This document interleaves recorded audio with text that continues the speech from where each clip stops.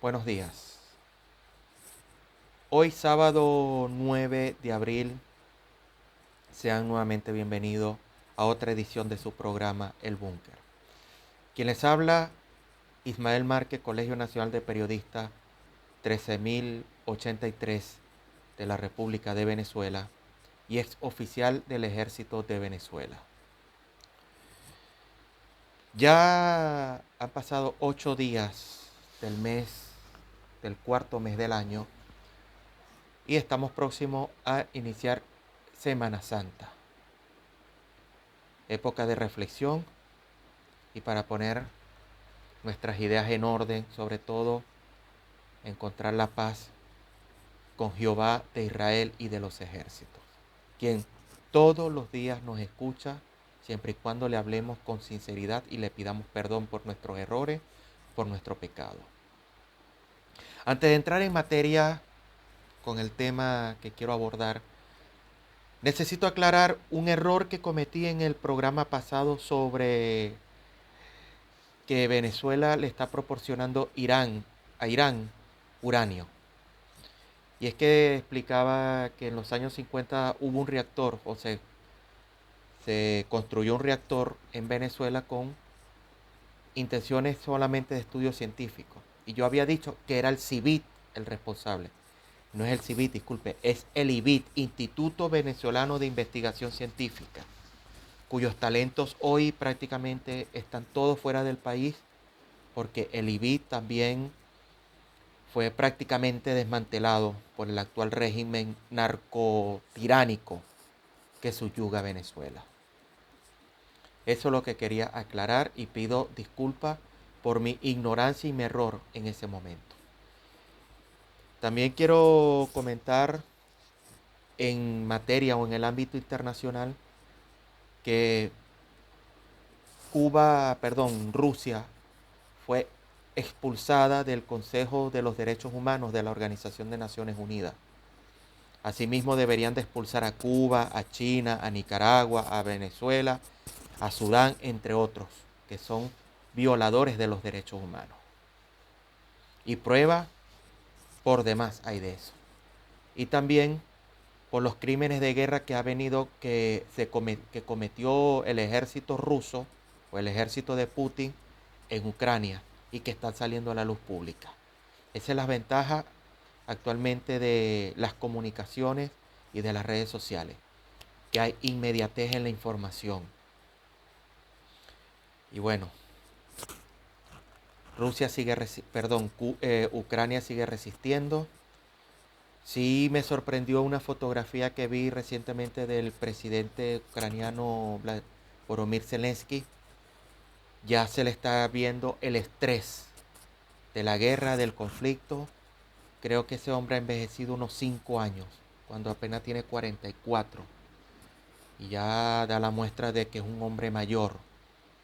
Eso significa o da a demostrar que es un líder que ha estado al pie del cañón, ha estado al frente de su pueblo y está soportando las peores presiones, el peor estrés que puede soportar un hombre.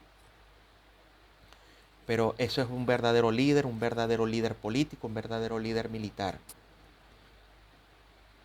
¿Cómo quisiéramos los venezolanos tener un líder así?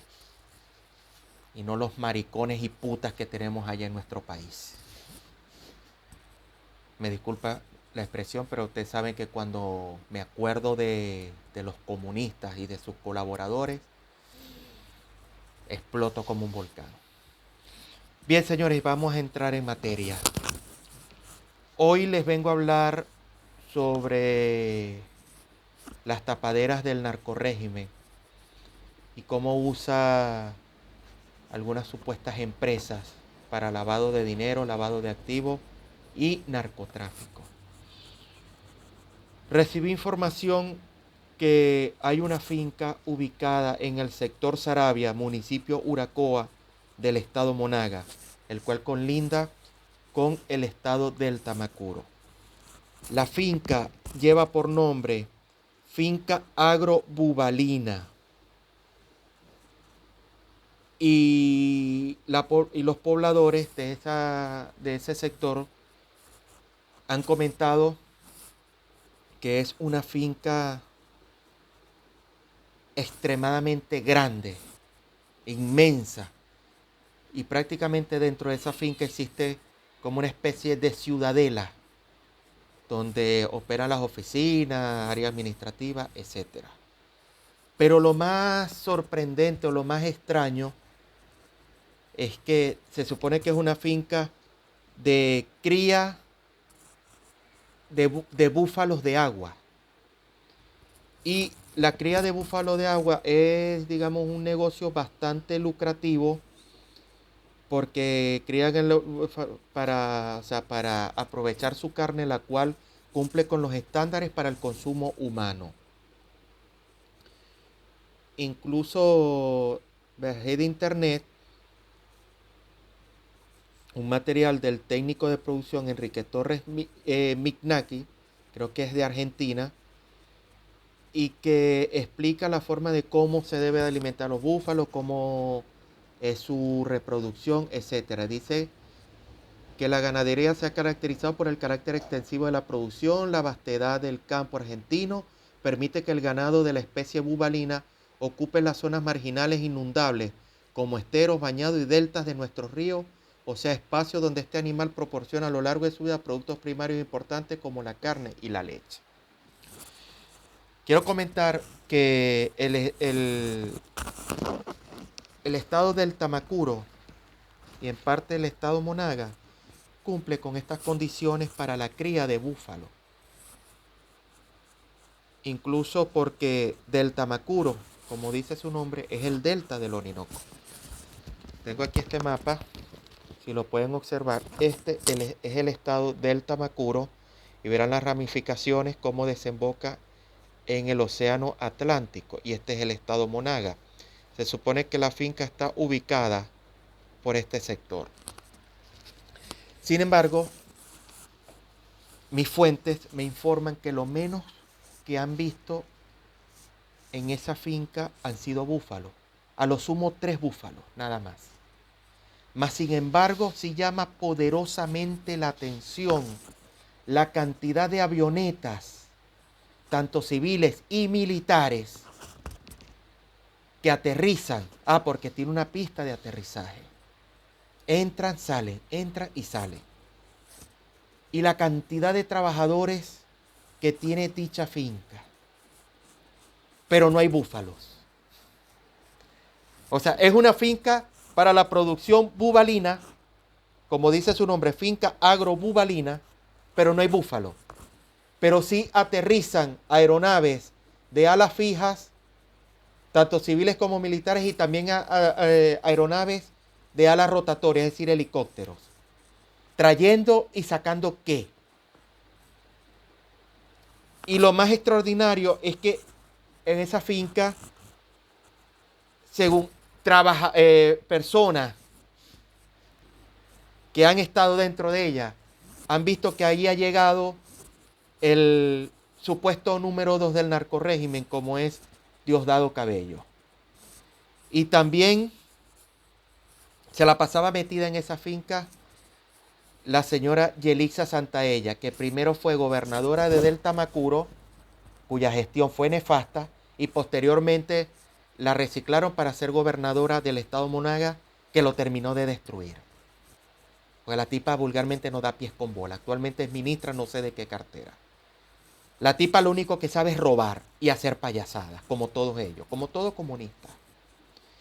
Pero también lo más extraordinario es que hacen unos rumbones, fiestas, donde corre el licor a raudal, donde llevan artistas, algunos de ellos muy conocidos, y otros artistas de música llanera, para hacer esas fiestas.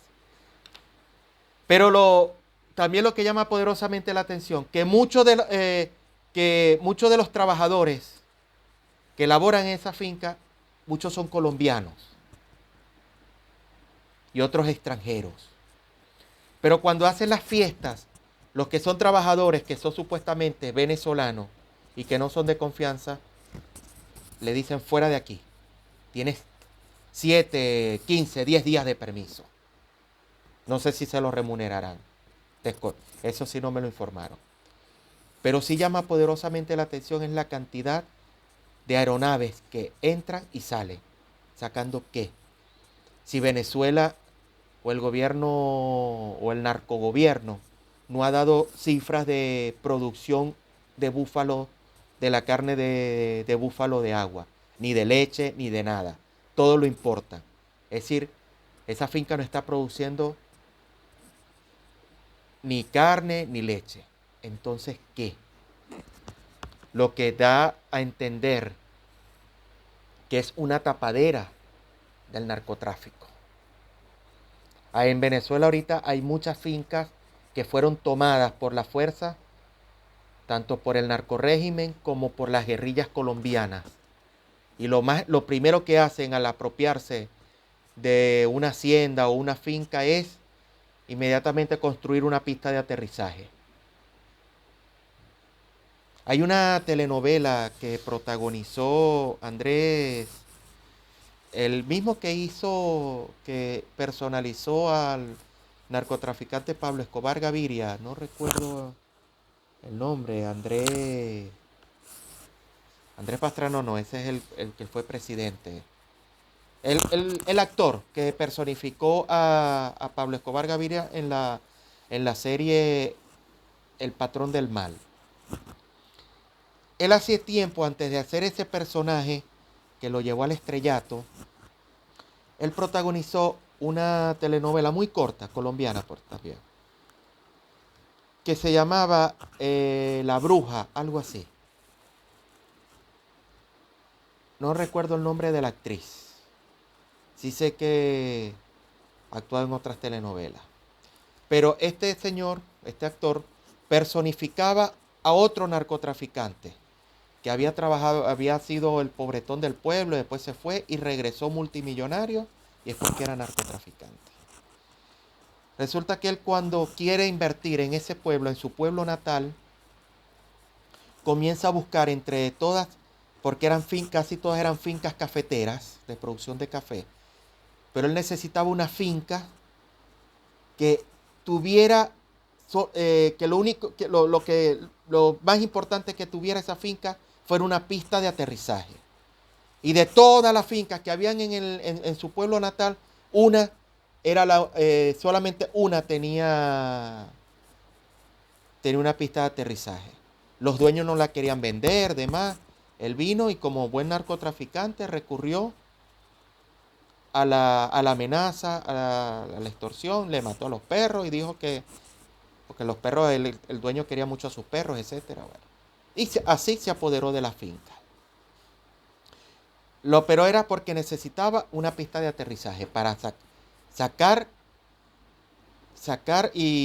o sea, sacar la droga y que esos mismos aviones regresaran con el dinero de la venta de la droga. Lo mismo hacen la guerrilla colombiana. Todo eso necesita pista de aterrizaje porque el producto, es decir, la cocaína, la marihuana, etcétera, cualquier tipo de narcótico, si va a ser trasladado a Estados Unidos y Europa, es por vía aérea. Y por eso necesitan que cada finca de estas tenga una pista de aterrizaje y despegue.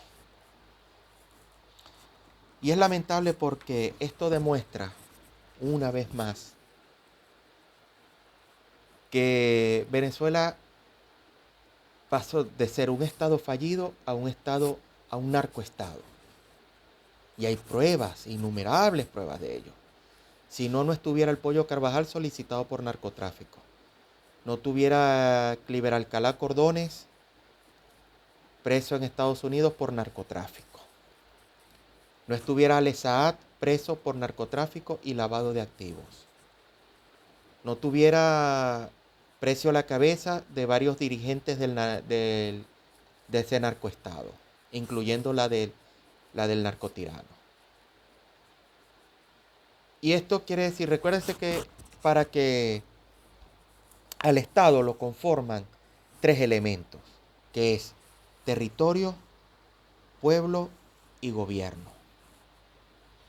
Ahora, de esos tres elementos, el territorio está vulnerado por fuerzas irregulares y fuerzas extranjeras, llámense cubanas, rusas, iraníes, sirias, etcétera. El gobierno es un narcogobierno completamente filtrado y palmeado por el narcotráfico. Y el pueblo subyugado, arrodillado y resignado a el futuro que le espere. Ahora, ¿podemos decir que existe un Estado? No. Ya cuando esos tres elementos están defectuosos, se puede decir que no hay un Estado. No hay un Estado. Y al no haber Estado, está en peligro la nación. Y eso es lo que pasa con Venezuela. Venezuela como nación está prácticamente desintegrada. Está prácticamente destruida. Y era el papel que llevaron a cabo estos señores, estos comunistas o narcocomunistas. Tengo aquí en mis manos un libro que compré, un libro ya usado de un autor rumano, Traian Romanescu. Y el título es Amos y Esclavos del siglo XX. El libro data de los años 50. A ver, sí, otra voz. No, su primera edición en Argentina fue en mayo de 1983. En la portada inferior, o la contraportada, el autor escribió lo siguiente. Quiero que me presten atención porque con esto quiero terminar. Dice, moralmente, el comunismo es una monstruosidad que ensalza todo lo material y niega todo lo espiritual. Materialmente, el comunismo es una tiranía infernal. ¿Cuál es, pues, la fuerza que lo ha sostenido y que lo hace avanzar implacablemente? ¿Qué hace posible que ese sistema sin ventajas materiales para la masa trabajadora y sin valores espirituales para nadie se haya derrumbado no se haya derrumbado en sus más de 6 décadas de existencia? ¿Cómo es posible, por el contrario, que ya domine la mitad del género humano? Primero cayó Rusia en sus redes y el mundo pensó que era un hecho aislado, exótico, transitorio y sin posible repetición en ninguna otra parte. Después cayeron 8 países asiáticos y el comunismo siguió adelante. Terminó la Segunda Guerra Mundial y el bolchevismo se extendió a 10 países europeos. Luego cayó casi todo el Extremo Oriente, incluyendo 700 millones de chinos, y el marxismo no se detuvo. La infiltración comunista cunde en el mundo árabe, en África, en la India, en Indonesia y avanza en nuestro continente. Y sacude a Estados Unidos con la alarma de una revolución pacífica. Traian Romanescu, autor de La Gran Conspiración y Traición de Occidente, ofrece ahora una explicación rotunda sobre la fuerza que hacen posible el avance bolchevique. La vida del obrero en el imperio comunista, el desmoronamiento espiritual y material de Francia, la situación interna de Estados Unidos y muchos otros temas interesantísimos figuran en estas páginas. Romanescu escribió este libro alrededor del año 1958, por allí. Claro, fue editado en Argentina en 1983. Pero miren cómo califica o cómo define muy bien el comunismo. Porque él lo vivió. Rumania fue parte de la cortina de acero, como lo denominó Winston Churchill. Ahora, es verdad, el comunismo es una monstruosidad. No creen en Dios, pero creen en el poder del dinero. Y este comunismo es el que avanza en nuestro hemisferio. Destruyó a Cuba, destruyó a Nicaragua, está destruyendo a Venezuela. Perú ahora está en una anarquía total. Entonces, no es broma.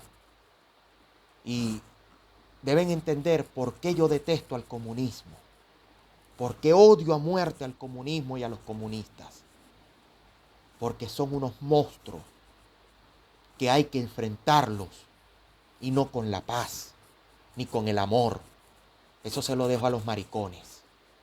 Hay que enfrentarlo con las armas, como les gusta a ellos. A ellos les gusta dar violencia, a ellos que hay que darles con violencia. Estoy preparando un programa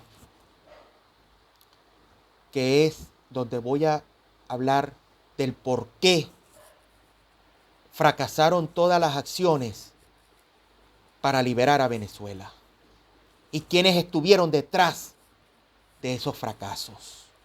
¿Quiénes fueron los artífices o los cómplices de la narcodictadura y que aún se hacen llamar opositores y demócratas?